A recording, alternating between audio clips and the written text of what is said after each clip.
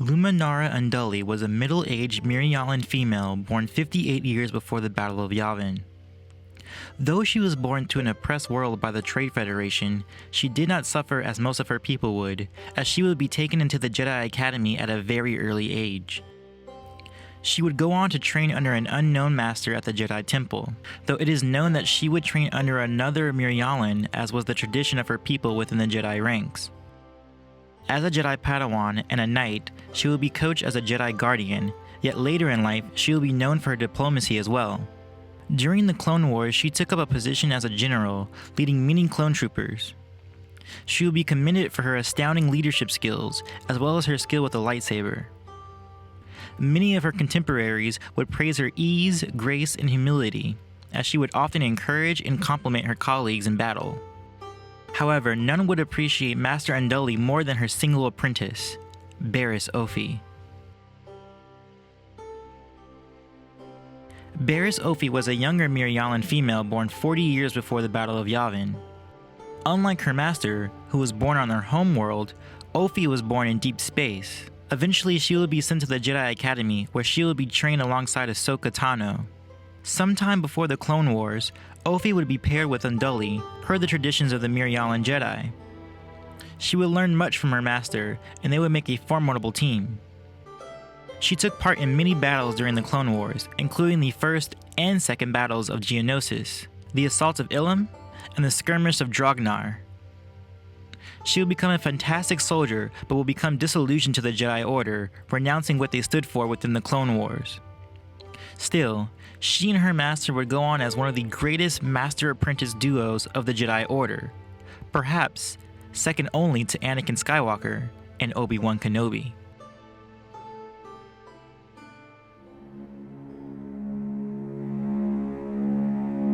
Obi-Wan Kenobi was a middle-aged human male born 57 years before the Battle of Yavin. As with most Jedi, Obi-Wan would be taken at an early age from his homeworld of Stujon. He would train along several notable Jedi prospects, such as Quinlan Vos, Gurren Maul, and Siri Tachi, the last of which he would later share a deep romantic connection with. Though Obi-Wan progressed through the ranks of his Padawan contemporaries, he was not selected for Padawanhood. As such, he was sent into the Jedi Service Corps on Bandamere. Fortunately, a Jedi Master named Qui-Gon Jinn would be assigned to the planet on a mission, and was attacked by a criminal organization led by his former student. Obi-Wan helped him to subvert their plans, and from that time on, Qui-Gon Jinn and Obi-Wan Kenobi were master and apprentice. Throughout the years they would go on many missions together, notable examples being their uprooting of the criminal plans of Xanatos, participation in the Stark Hyperspace War, and of course the Battle of Naboo. It was here that Kenobi would face and defeat his first Sith, Darth Maul, though his master fell to their opponent's blade. Obi-Wan would be promoted to knighthood for his accomplishment, immediately taking on his first and only official apprentice in Anakin Skywalker, per the dying request of Qui-Gon, who believed him to be the chosen one of prophecy. Together, Kenobi and Skywalker grew, completing many missions and eventually playing a pivotal role in the opening battle of the Clone Wars. They would go on to be one of the best duos the Jedi Order had to offer, remaining partnered together even after Skywalker's knighthood. As an individual, Obi-Wan would become one of the go-to masters of the Order, attaining a seat on the High Council and, by strength of will and character, forged himself into the quintessential Jedi Knight.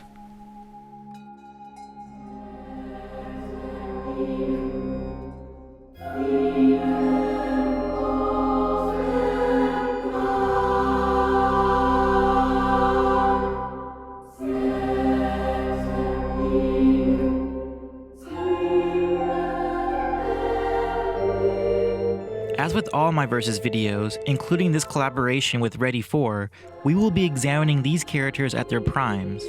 This does not always necessarily mean their prime age, but their prime in regards to their lightsaber and force abilities. The easy part about our examination of these three characters is that they all experience their primes at the same time. Therefore, we will be inspecting them as they were during the Clone Wars. Both Luminara and Barriss hailed from the planet Miriel. There is not much information about their species and any special attributes they might have, though they were deemed as near human. If this were the case, then we could infer that they shared the same adaptability and resiliency that humankind was known for. However, there is information of mirialan tradition, especially in regards to their bodies. Mirialan were very particular about their dedication to their physical discipline, as would be indicated by their facial tattoos. Both Luminara and Barriss would be described as very flexible and agile, and both Master and Apprentice were very fast and deft in their movements. In all of Offee's fights, she used acrobatics in one form or another, either to evade or outmaneuver her opponents. Yet, she had a weak defense against physical strikes, as evidenced in her fight against Ahsoka Tano and Anakin Skywalker. Though Luminara was less inclined to implement acrobatics, she still utilized her speed effectively. Instead of flipping and twirling, she used her rapid movements with more precision, implementing them only when needed. She also preferred non-lethal action against her opponents, often using the blunt end of her lightsaber rather than her blade.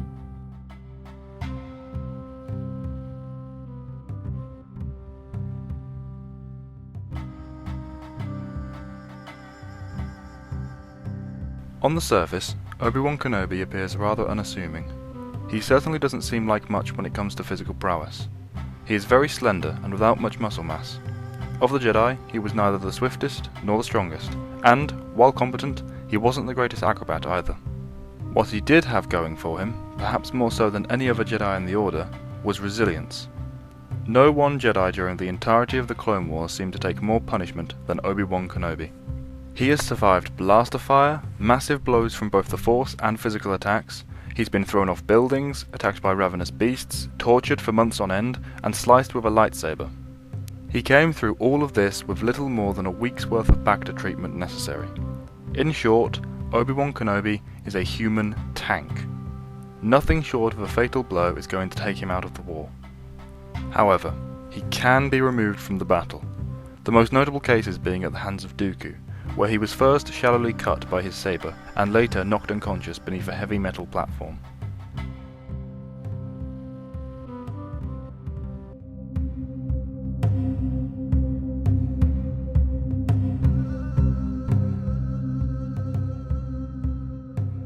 Together, Luminara and Barriss are faster and more mobile than Obi-Wan, but this is not to say that he is lacking in this area. The two will be hard-pressed to outmaneuver him, even with their impressive synchronicity working in their favour. It is difficult to say how much stamina they have between them, but we have little doubt that it is inferior to Kenobi's ridiculous levels. Both teams will be tiring themselves out, Unduli and Offee with their fast-paced manoeuvring, and Obi-Wan holding off two opponents at a time. But thanks to his higher degree of stamina, and his more efficient and minimalistic fighting style, it is likely that Obi-Wan will last longer before tiring. When Obi-Wan fought Darth Maul and Savage Opress, he was able to keep up the energy-intensive duel without suffering much exhaustion at all, and neither of us believe that Luminara and Barriss pose more of a threat with their speed and agility than Maul and Opress did with their speed and strength. Even if their fast-paced and precise approach was more of a threat than Maul and Opress, Kenobi has more than proven his ability to defend against speed and precision in his many duels with Grievous and Dooku. Another factor to consider is Obi-Wan's greater aptitude for hand-to-hand combat. This would normally give him an enormous advantage over his opponents, but in this case is more a significant factor than a deciding one, as the combination of Luminara's and Barriss' synchronicity and agility would greatly assist them in avoiding the simpler physical offensives Kenobi might employ. The final and deciding factor to observe is all three duelists' ability to take punishment. The two mirialans are without a doubt hardy and strong, but they cannot hope to compare to Kenobi's legendary resilience. They simply haven't been shown muscling through as much trauma as their opponent. Obi-Wan Kenobi gets the edge.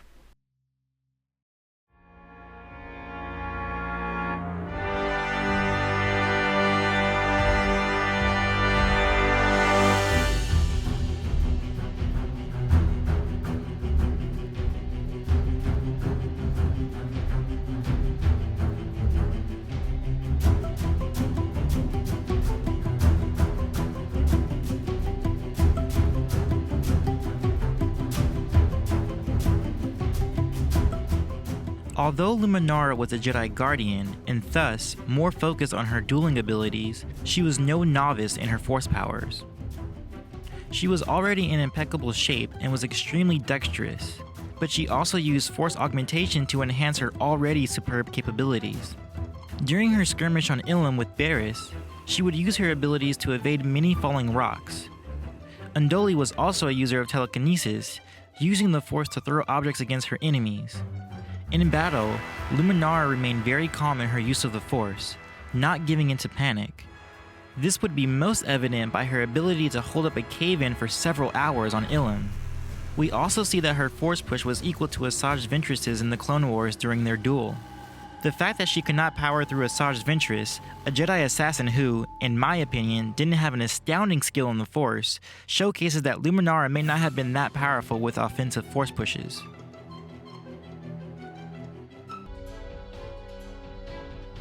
Barriss also had a tremendous skill with the Force. She had considerable healing abilities as she would often use throughout the Clone Wars to aid the clone troopers. She was crafty and strong with her Force telekinesis. During the skirmish on Ilum, she deftly used the Force to lift proximity mines from the cave walls and onto the intruding chameleon droids. She was also strong enough to bring down whole parts of the cave down on them. Most of all, she and her master together were strong enough to stop a cave-in over their heads for several hours until rescue came. As a Dark Jedi, Barriss would become even more powerful in her uses of the Force. She would exhibit a strong use for the Force choke, able to kill Letta Truman without being in the same room. She was also probably very adept at Force Cloak, able to cloak herself from both Asajj Ventress and Ahsoka Tano, even within battle. However, after fatigue, especially after physical attacks against her, Barriss's Force Wall would be greatly weakened. However, let it be noted that we are observing Barriss before her turn to the dark side. However, it is still worth noting some of her abilities she was capable of, even if they were not yet realized.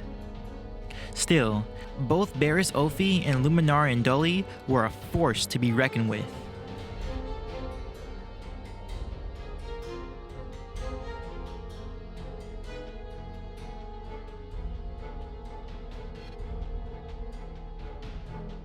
Obi-Wan is not one of the strongest wielders of the Force, but he makes up for this by being one of the craftiest.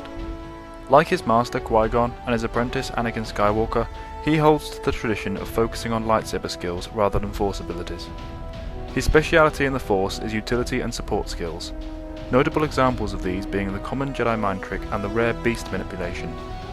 He is also extremely capable with Force augmentation, enabling superhuman feats of strength and speed, though he particularly enhances his durability and stamina, favouring the long haul rather than quick bursts of power. His talents also afford him some skill with Tutor Minus, able to repel blaster bolts and projectiles.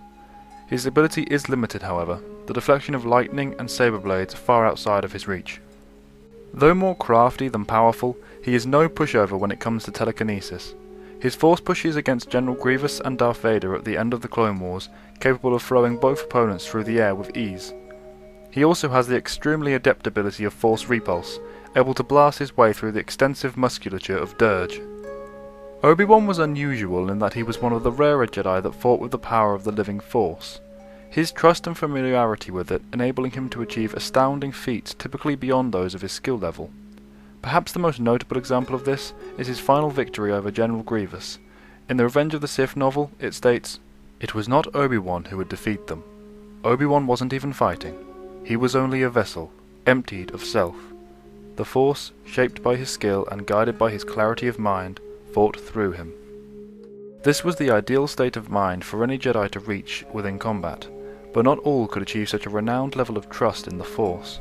Most of the more powerful masters instead exerted their own will over the Force, using it respectfully and with reverence, but still ultimately as a tool.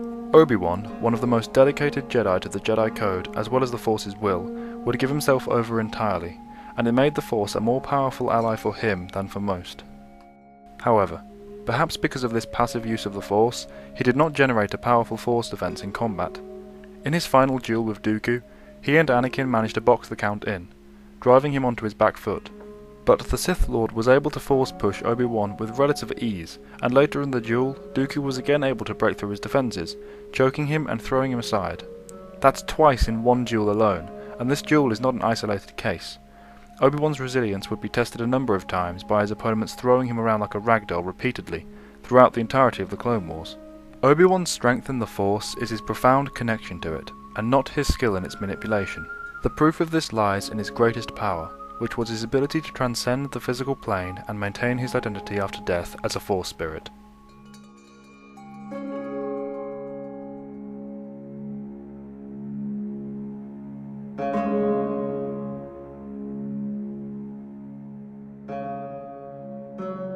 Again, it would be Luminara and Barriss' best interest to work together. We believe Barriss would distract and pester Obi-Wan with rudimentary force pushes. In his distraction, he would have no defense against Luminara, especially with his vulnerability to force attacks.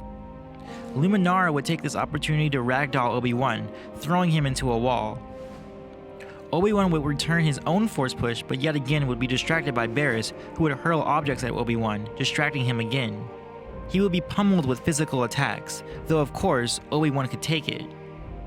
However, we must stress that this would be only when the Master and the Apprentice were working together, and the fact that Obi-Wan did not often use the Force in offensive manners. Individually, Obi-Wan and Luminara were on par in their Force abilities. Luminara matched Asajj Ventress, and Ventress was able to penetrate Obi-Wan on several occasions. However, one-on-one, Obi-Wan outclassed Barriss Offee in regard to Force power, though Offee did have skill with her Force application. Though we know she had a great ability within herself for great Force prowess, we are examining her before her turn to the dark side. Still, her synchronized moveset along with her master gave them the slight edge on Obi-Wan's weak Force wall. Thus, we give the ever so slight edge to Luminara Unduli and Barriss Offee in regards to their Force abilities.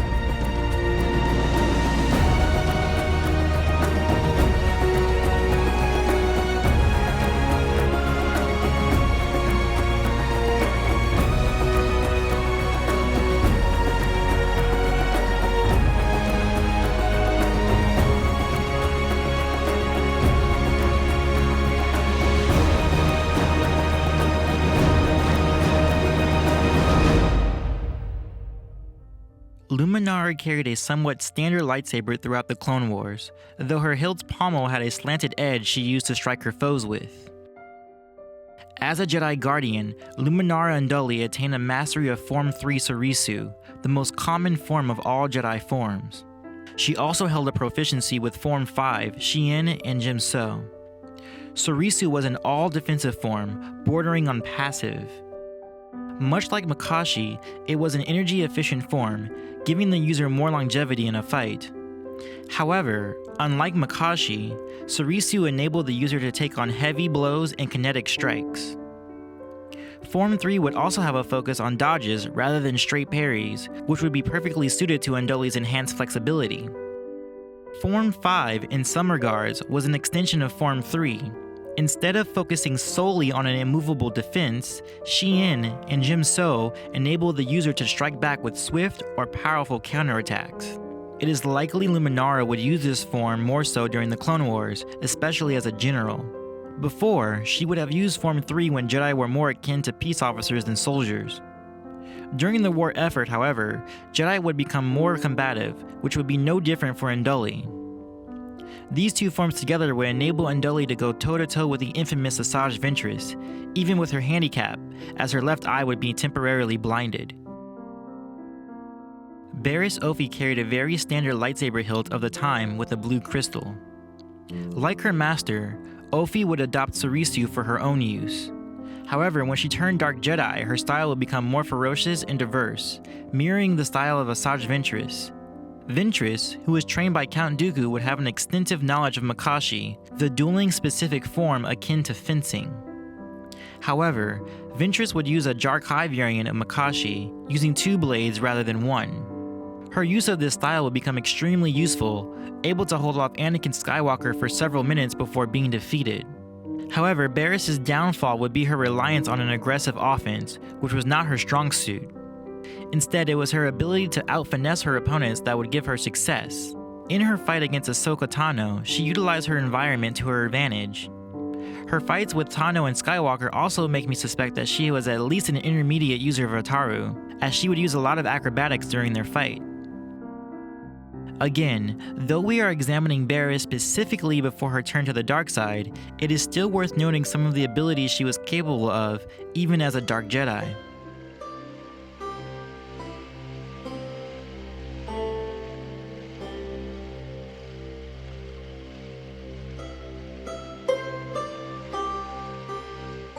Obi-Wan Kenobi carried a very standard lightsaber hilt with a blue crystal.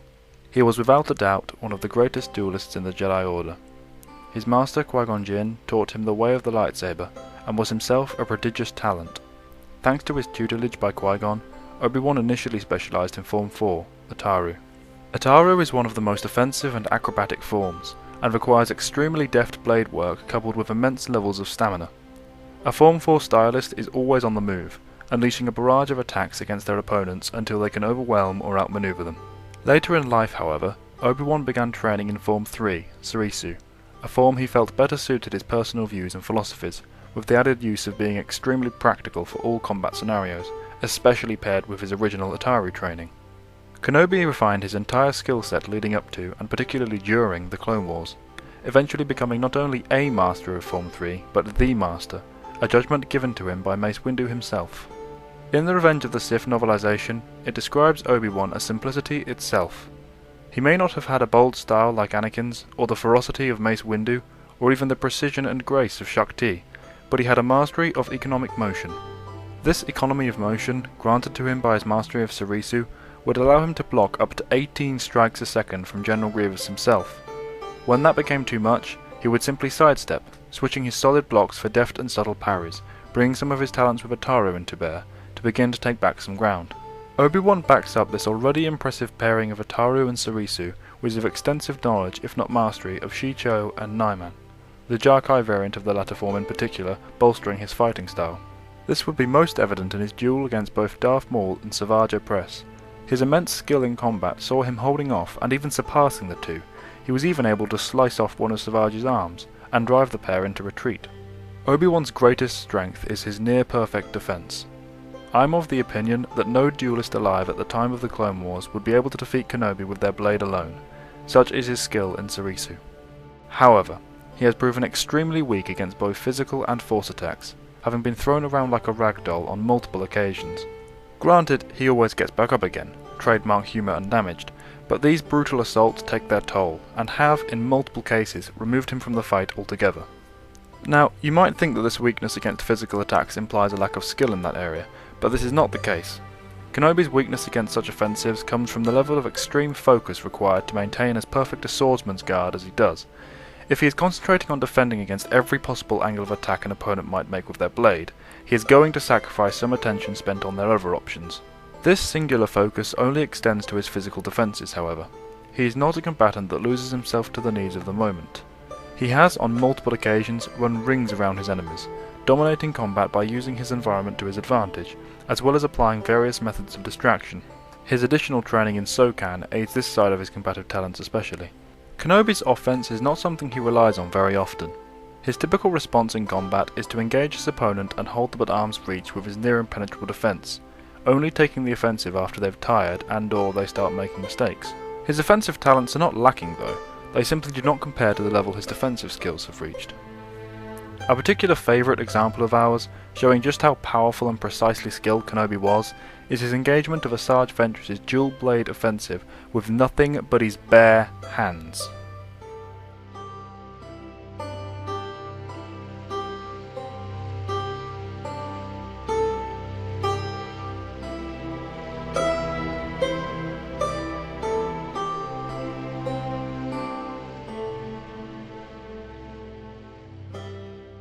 In regards to their dueling abilities, each combatant was very capable in their own right. However, Obi-Wan's complete mastery of Sarisu was his biggest asset against two capable warriors who were in perfect sync to one another. Offensively, Barriss was capable in Ataru and her master was accomplished in Jim So. Together they could attack with swift and athletic strikes against Obi-Wan's unmoving defense. However, Obi-Wan was capable of defending against 18 strikes a second. Even if Luminara and Barriss were able to reach speeds of that nature, though neither of us believe that is the case, they still would not be able to penetrate Obi-Wan's defenses. Instead, we think it is more likely that Barriss would become disarmed and it will be a fight between Obi-Wan and Luminara in the end. At that point in time, it would just be a battle of stamina, something Obi-Wan's mastery of Sarisu would afford him.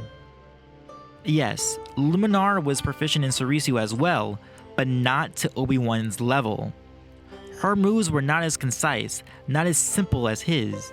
It would just be a matter of time. Thus, we give the edge to Obi-Wan Kenobi as a lightsaber duelist.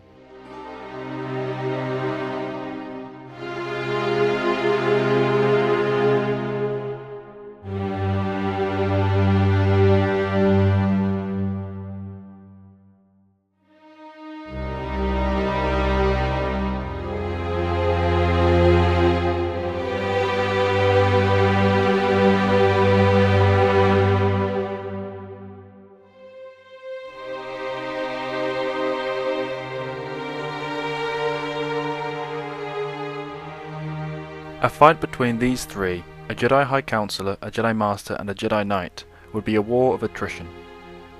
Kenobi has the physical advantage, but this is limited by his having to fight two opponents at once.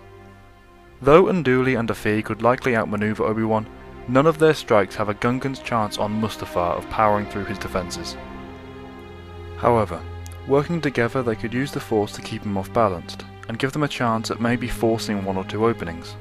Luminara's direct, swift precision and Barriss' tactical application of the Force to her surroundings will undoubtedly keep Kenobi on his toes, but they are facing the greatest Sarisu Master the Jedi Order has ever seen, who also happens to be one of the most tenacious Jedi of his era. This duel is going to be a hard one for all involved. What's more, they all had varying degrees of tactical outlooks to the way they fought. On the battlefield, they all had different titles, Obi-Wan being a High General, Luminara a Senior General, and Barriss a Commander. They've all won their fair share of battles, and lost some as well. However, in a fight, their tactical insight would be reliant on their situational prowess. Barriss would have the capacity for some tactical ingenuity, using her environment as a tool within her duel with Ahsoka Tano. Though without objects in her environment, she did not fare so well, as evidenced by her fight with Anakin Skywalker. Luminara was fair in her regard to tactical insight, though she was a bit more straightforward. Obi-Wan, however, understood tactical advantage the best. In his own words, he understood that a fight is never a goal in itself, but instead a distraction from the true goal, and best countered with a larger distraction. Most notably, he used his mindset against the newly turned Darth Vader, keeping the fight moving. He would lead the fight to a location of his choosing, like down a tight corridor to hamper Vader's boisterous strikes, or on a thin catwalk to dissuade Vader's balance, and of course on a small hill to give him the best advantage on the high ground and eventually the victory. Obi-Wan would naturally open on the defensive, waiting for either Barriss, Luminara, or both to engage. The two would know to be cautious, but interestingly enough, Barriss would be more aware of the danger Kenobi possesses than Luminara. She has always been shown to carefully evaluate her opponents when possible, relying on preparation to level the playing field against more skilled opponents, as she did against Ahsoka and Ventress.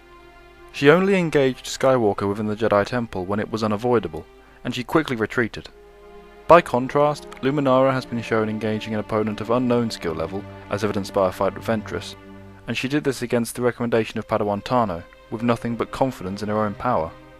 We both feel, therefore, that Luminara would take point for the majority of this fight, with Barriss filling a support role.